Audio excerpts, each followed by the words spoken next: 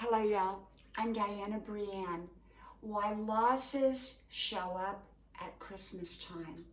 I lost a dear friend over Christmas. Hello, y'all. I'm Diana Brienne. So I got to thinking about losses, especially at this time of year, how losses often hit people the hardest around Christmas time. So why is that? Well, I believe that losses are more enhanced that we've experienced in our lives over the holidays, because holidays are meant to be celebrated and happy and excited. And often the loss of someone shows up more so at a holiday such as Christmas than any other time of the year. So why is that? I truly believe it's because it's a time to be happy, it's a time to be joyful, and it's a time to have people around us that we love. Like I've said in the past videos, we don't have to have perfect people to have wonderful relationships, okay? So I think when we stop looking for perfection in our relationships, we can often enjoy them so much more. And so for me, over this Christmas, I've lost a very, very dear friend. I've known her for many, many, many years. She was older than me, but of course I met her when she was younger, and we've all gotten older. And the last year or so has been pretty rough for her health-wise. And, you know, I've been an anchor in her life, and she's been an anchor in my life. I called her every day for probably close to 25 years. And towards the latter months, I probably talked to her several times, probably an average of 4 times a day, just to check in, just to let her know that someone cared, just to let her know that I cared, that my family cared, and to check in on her. She felt very alone and sort of isolated, but yet she wanted to live independently in her own home. She didn't want to live with anyone else. She wanted to stay where she loved, which was her home. And she did, right until the end, until she went into hospice. So about a week ago was my last phone conversation. She doesn't live near me. She lives about 6 hours from me, and where we have a little beach house. And so when my children were small and we lived there full time, she was like their second grandma.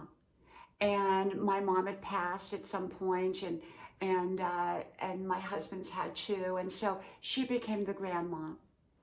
And she loved my children loved her, I loved her. And, you know, we would share our traumas and our dramas in life, and we were a great support system for each other. And so she passed on Christmas Eve. And I found out Christmas morning that she had passed. But on Christmas Eve, I began sobbing about 9 o'clock. I felt the loss of just not even talking to her daily. I didn't realize that she was in the moment of passing when I was sobbing. So it was sort of like my soul had spoken and felt her soul leaving her body. You know, I say that the soul and the body and the mind work together in unison while we are here. The body and the mind only last for a lifetime, but the soul is eternal. And so, you know, I believe that I could feel her departing. And I realized that the next morning. And so I also believe that the soul is limitless. It can be in more than one place at the same time.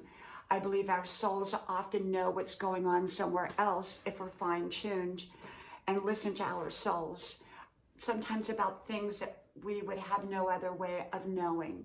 So I believe that the soul expands beyond just our physical body. And so I believe the soul is totally released from the body and the mind when someone dies, but it continues on for eternity.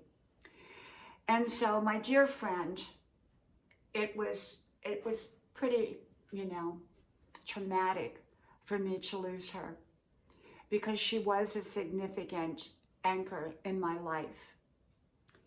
And I loved her dearly. We would go, when we went back to the island, to our little house, we would always go over, and my children would take turns, even as young adults, staying over there with her.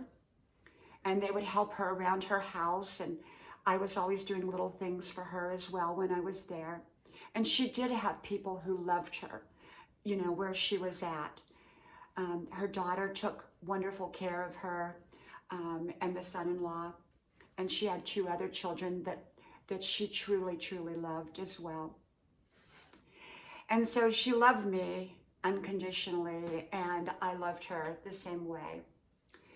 And so I can feel that loss, especially I think it really is enhanced at Christmas time. And I've been going through my home videos. I'm going to show you. I've got actually hundreds and hundreds, thousands of home videos from the last 45 years, and I'm copying and editing. Now, my living room is a bit of a mess here. And you can see I have one big box. I have many big boxes in my attic of old VHS tapes. And so little by little, I come over to the old VCR, play them. My husband just ordered a brand new converter for me to, because my other converter broke. And he ordered me a digital converter. It goes from VHS to digital. I didn't even know they existed. So anyhow, as I'm going through all of my kitchen is a mess. Whoops. Okay, there we go. Where am I at? Where am I at here? I guess I'm in here somewhere. Okay, let's go back. Okay, dropped my camera, so I'm gonna have to edit this out, I guess. And, okay, so basically, I've been watching 45 years of home videos in the background, and then I go, okay, did I already copy those onto DVD or not? And many I have not, so I have a lot more DVDs to go through. Probably take me years to go through, because I have 45 years of DVDs that I have been uploading to YouTube on my channel, edited and sharing wonderful moments. And so as you go through 45 years of your life, you realize that that many of the people are no longer with you. My mom, my grandma, my grandpa, my daddy, cousins, relatives, aunts, uncles, friends, in-laws, some in-laws, people that meant so much to you. And so you can feel that loss at Christmas time. I think more so because those people shared in the Christmas time, the joy, the celebrations, whether it was growing up, later in life.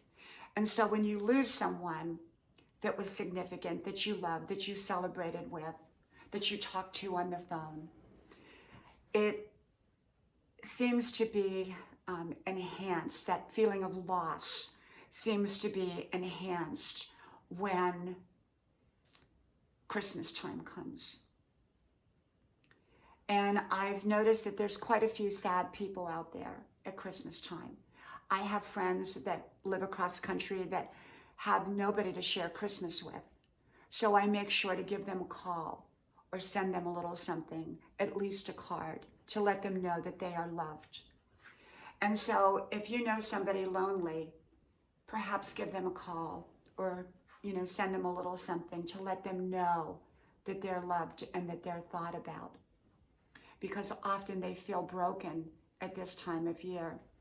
I have 2 different friends who are sharing their holidays with their kitties, their cats, and that's their family. I have other friends that have no children, and they are traveling the world. So they are taking their blessings and making the most of them. And I have friends that have a lot of children. You know, you don't have to have a perfect family or perfect relationships to have a wonderful family. So remember that. I quit looking for perfection in my relationships of any kind. And often we'll have happier relationships. You know, think about it. Would you rather have no relationship with a person or an imperfect one? And we're not talking about anything significantly bad. We're just talking about imperfections in people. I've dealt with a lot of challenging personalities in my life, and some of them were also some of the most wonderful people in my life. So there are some things that sometimes we have to overlook. But yes, I think people can feel loss at Christmas time. I know I feel the loss of my friend. I feel the loss of the people that I have loved all throughout the years that are no longer with me. And yet, I'm so blessed to have celebrated my Christmas with my beautiful family, my husband and my 3 children. And I'm so grateful for them. We're a family, we have each other. And I'm so grateful for my family. So if you have a family, if you have someone to celebrate with, no matter how imperfect they are, be grateful that you have them. And if you're alone on Christmas, you know, just remember that there are a lot of other lonely or alone people through the holidays, whether it's Christmas or New Year's or any other holiday. And just continue to do your best. Dream new dreams. Do your best at building new relationships. Do your best at thinking positive. Do your best at creating a great future for yourself, the same way that anyone else would. I remember times years ago when I first moved to California from the holler, the West Virginia holler, Appalachia, and I moved there. And I remember that,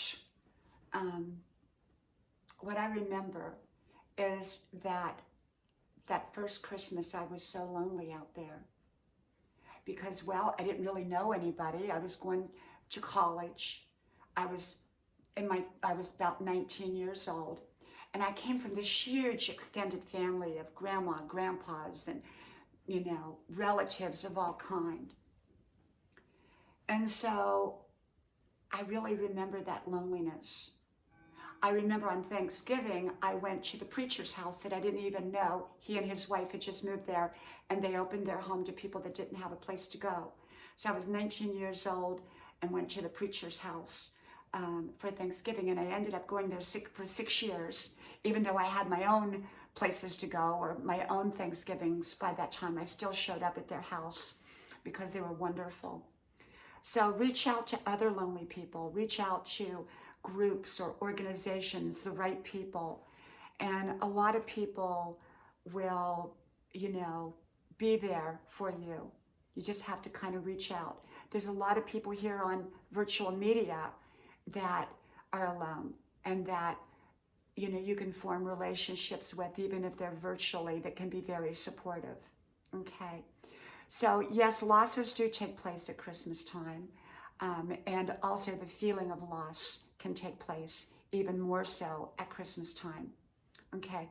I wish you a wonderful holiday, a wonderful Christmas. Of course, it's past now, and a wonderful New Year's. Well, from my house to yours, may God bless you.